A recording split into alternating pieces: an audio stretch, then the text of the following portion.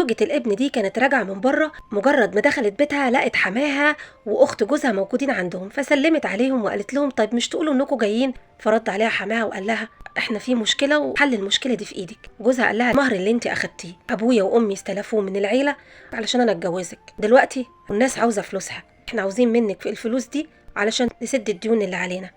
فقالت له ايه الكلام ده؟ طب انت ليه ما قلتليش قبل الجواز ان انت مش معاك فلوس او انك مستلف، وكنت سيب لي حريه الاختيار، يا اقبل المهر يا ارفضه؟ قال لها هو ده امر واقع ومفيش حل تاني. هنا قالت لهم لا طبعا الفلوس دي من حقي وانا مش هسيبها. فرد عليها حماها وقال لها انت انسانه مش اصيله، انت لو بنت اصول كنت وقفتي جنبنا.